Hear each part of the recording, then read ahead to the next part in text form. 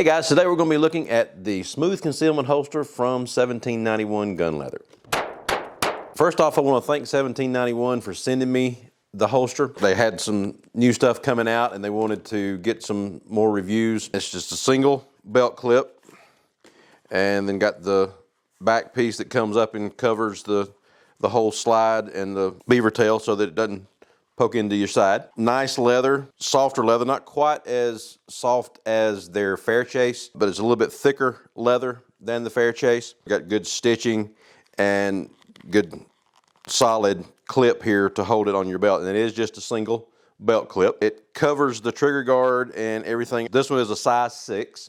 This is for the 1911 full-size guns. I wanted to try this holster because I just got the Rapide from Kimber, and want to see if it would be able to conceal a full-size 1911 and it not show. The holster does cover the trigger guard completely. It's cut where you can use optics. It does cover all the way up to the top of the beaver tail there. So you have all the major parts of the gun covered.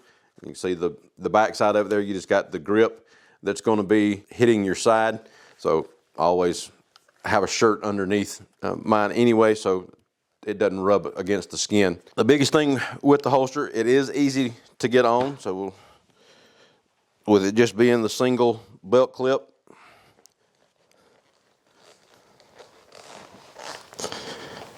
slides on pretty easy, and then it does conceal pretty well. Even for a full-size gun, it's a good concealment holster. So you can't really see it too much there underneath the vest, and doesn't really stick out any more than my normal P229. Sticks out about the same as that. And even with the belt clip being on top of the holster rather than to the front or the back, it still doesn't make the belt stick out too bad. The biggest thing with the holster, with it being a little bit softer leather, when you take the gun out of the holster and you got your belt snug enough to keep this thing from pulling your pants down, you're going to have to use 2 hands to be able to get the gun back in there. And it's just pretty snug getting it back in. It's really easier. Pull the holster back out, reholster, and then just put the holster back on rather than trying to reholster the gun with it already in your pants. Hopefully you'll never need to reholster, so hopefully it would never be a problem for you. But as far as comfort while you're wearing the holster, I wore this one a good while, and you don't really notice that it's there. Depending on where you have the gun with it, if I slide it back a little bit more, get it back behind the hip a little bit more, then it's really a comfortable holster when you're sitting down. It gives you plenty of room to sit down. It's not poking in your back. If you want to slide it around a little bit more toward the front, you've got that option. The bigger gun though, getting it more around toward like an appendix carry, it's going to start poking into your leg a little bit when you're sitting down.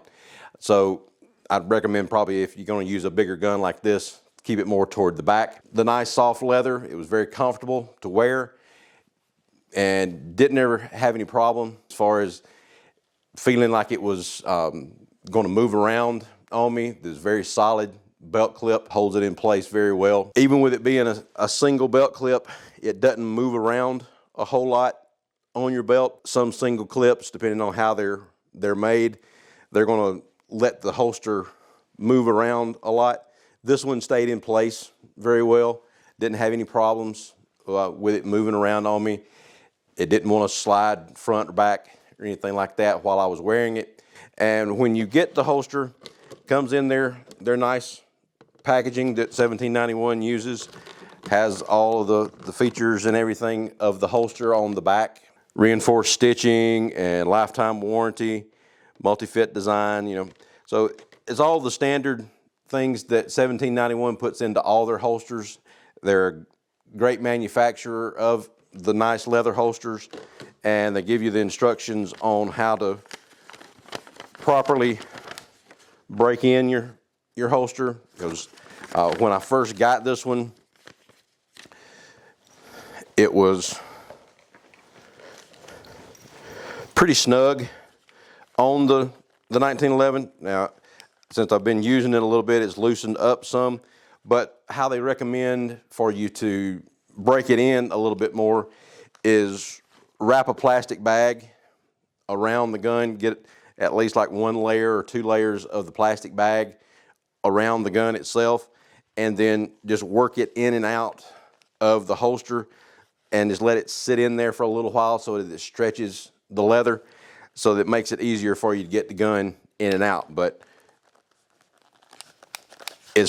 with this gun being a little bit heavier, if you let it go long enough, it would probably slide out, but it holds the gun in there, and with it being in your belt and got it tightened up with the belt, you're not gonna have to worry about the gun falling out of the holster.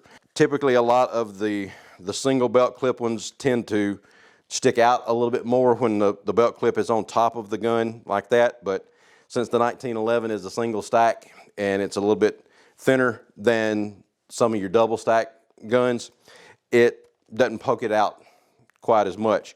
This one is not a tuckable holster, so you can't tuck your shirt down in between there, so you're going to have to use a cover garment over the top of it. You can't tuck your shirt in around the clip on this one. If you're going to be carrying a good sized gun like a 1911, you're probably not going to be tucking your shirt in anyway.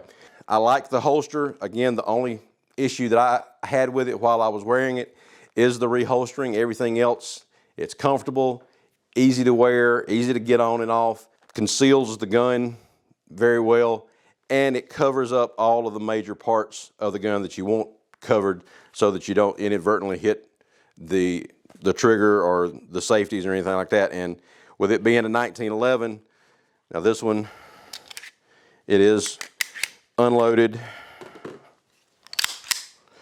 but you know, if you're going to carry a 1911, you're going to carry it cocked and locked.